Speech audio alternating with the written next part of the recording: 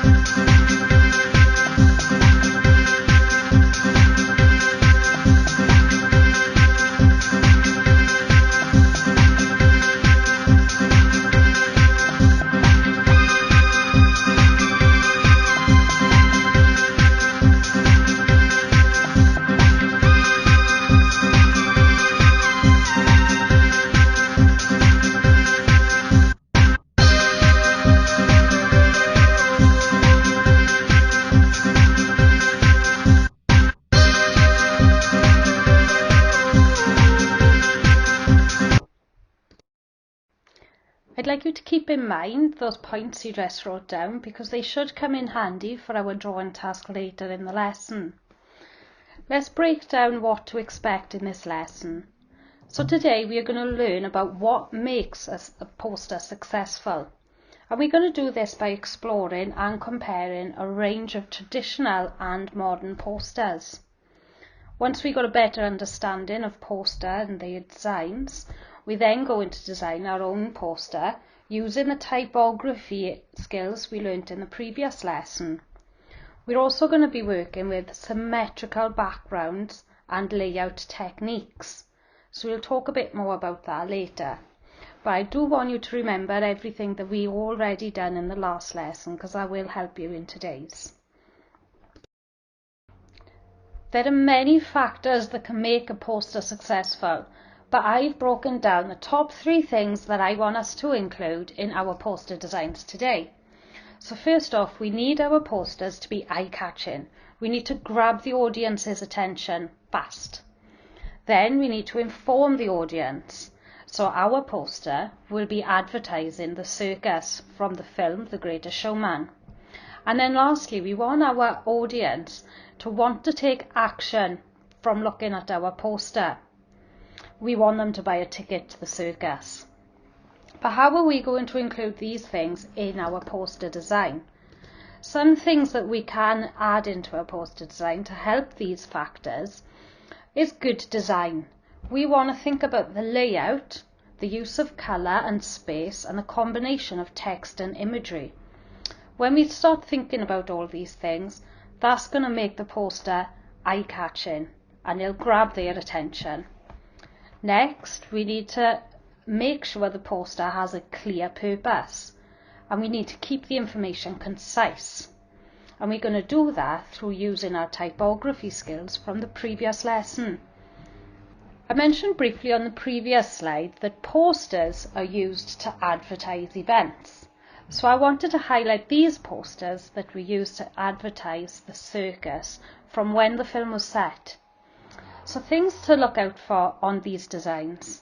These were around before photography began. If you think of a poster nowadays, you probably think high-end photography, but there wasn't photography then. So they had to use clever designs and typography to make their posters eye-catching. And that's what I want us to focus on today. I've also included a clip here that shows you how the circus was advertised in the film itself. So let's have a look, and I want you to pay attention to the different things, so like stickers and posters, throughout this short clip. People aren't going to like it if you put us on stage. Oh, I'm counting on it. Carriages, sides of trains, trolleys, crates, milk bottles, everywhere they look. Barnum's American Museum. Does it bother you that everything you're selling is fake? Do these smiles seem fake? Doesn't matter where they come from, the joy is real. Oh, Mr. Bennett, that word you used to describe my show has a nice ring to it. People come to my show for the pleasure of being hoodwinked. I found this selection of circus-themed posters on the internet, and I just wanted to break down the elements that I'd like you to include in your poster design. So first off, I want us to think about the shape and space of the paper. I want us to fill every part of the poster. So if we look at number 1 on this selection, we can see that every area of that paper is covered, and they've done it really cleverly as well. I also like the way they've added shape within the frame by curving the date and time information. This is called warp text, and it's a really clever way to add shape into your work. Secondly, all these posters have got elements of symmetrical design, and this is shown in the background patterns and the layout styles. So if we look at poster number 2, the banners are a really good example of this. If they've got a banner on the left side, they've got a banner on the right side, and that evens it up. And it just makes a really neat and satisfying poster to look at. They've also carried this symmetrical design in the border of the poster as well, so the symmetrical theme is running throughout the design.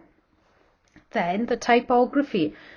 Obviously this is a typography class, so I want our typography to be really well thought out.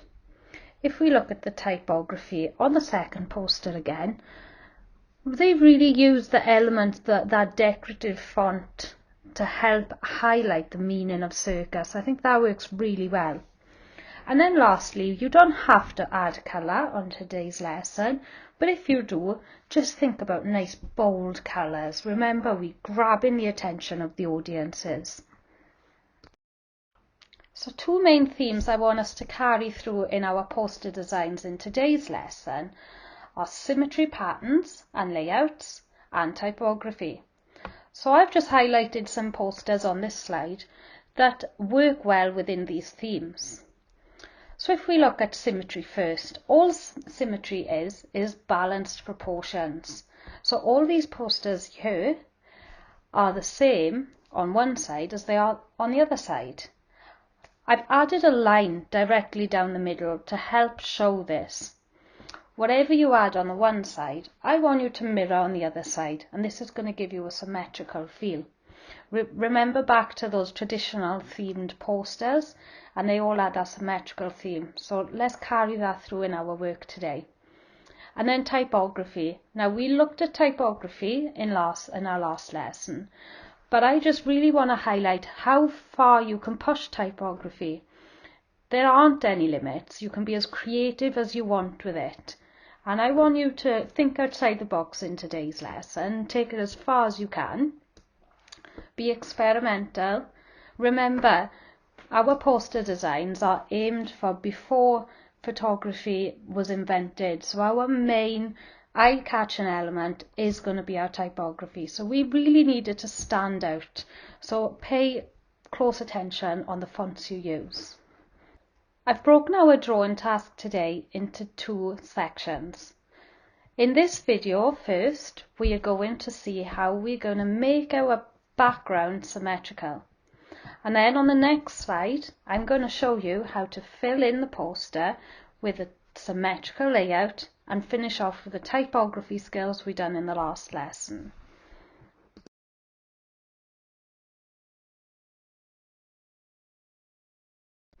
For today's drawing task, you need one blank A4 piece of paper. Then I'm going to need you to take the A4 bit of paper and just fold it in half and fold it in half again. Now be careful to get the lines straight, because this is really going to help with your symmetrical design.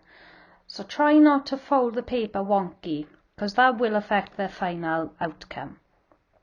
Then I'm marking off 3 centimeters away from the corner edge of the paper. And this is just going to help me make sure that my border is nice and thick enough for me to add my symmetrical pattern in as well. Once I've got my 3 centimeters outlined, I then create my border. Now I've gone for a sort of curved design, as if it's like a poster, billboard sort of thing. But you can do any sort of border you want. There are reference sheets, so take a look and just get creative and do whichever border style you like. Then I traced the line of the border on the other sections of the piece of paper. Now I recommend that you do this by holding the sheet of paper up to the window, because that's going to really help you see the line and trace it more accurately. Then I finish off by using a pen just to outline the border. I've then made my symmetrical pattern by using a ruler and keeping the middle of the ruler in the middle of the paper all the time. Again, this is going to help with the symmetrical design. Then trace it all the way around to give you the final outcome. Once we've got our background sorted, we then need to think about how we're going to fill the middle of our poster. Now I've used a spare bit of paper to help with my layout. And while I'm thinking about my layout, I'm thinking about how I'm making use of the entire space of my paper.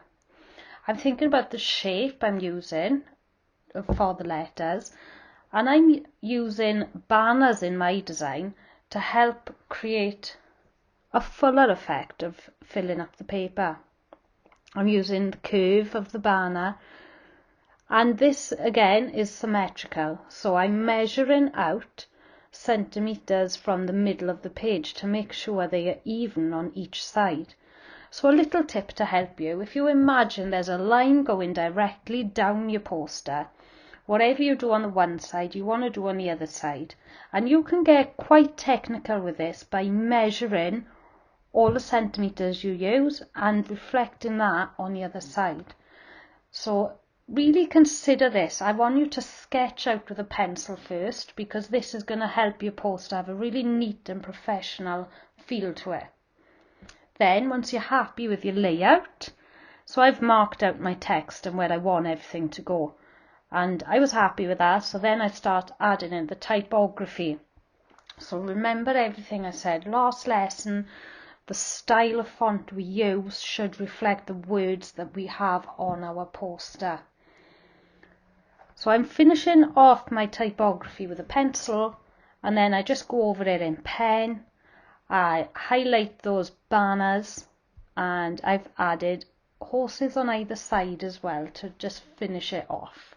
It's almost time for you to design your own posters, but first I've broken down the drawing task on this slide, so please feel free to come back to this slide and use it as a checklist to make sure you've got everything you need. So break the drawing task down into 2 parts. First, you're going to work on the background and the layout. Remember, we want to keep the design symmetrical. Consider the circus themed design. So I'm going to add these posters in a resource on to Teams. So have a look on Teams and get some inspiration and ideas rolling. Remember, consider bold lines, shapes and colours that will help with your background. Then for the second part, we're going to focus on text and drawings. So mark out your area make use of the whole page. Do this in pencil. I'd like us to try and add 2 or more fonts, and drawings are optional. You can add them if you think you're going to benefit with your poster design. You can also add pen and colour to complete your poster. But I'm going to leave that up to you. So ideally I'd like you to spend 40 minutes on this drawing task.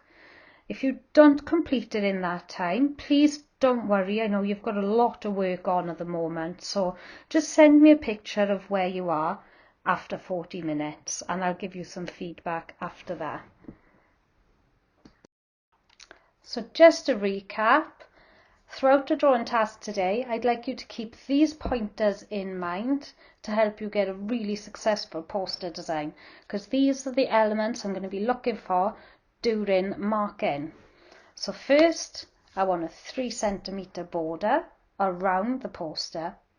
I want a symmetrical pattern and layout, and text to promote a circus. Now I haven't given you any text. I've suggested some on Teams, but I am leaving that up to you. You use whatever words you think to help advertise a circus. So I leave that up to you, or you can just use the same words that I've used. I'm happy for that as well.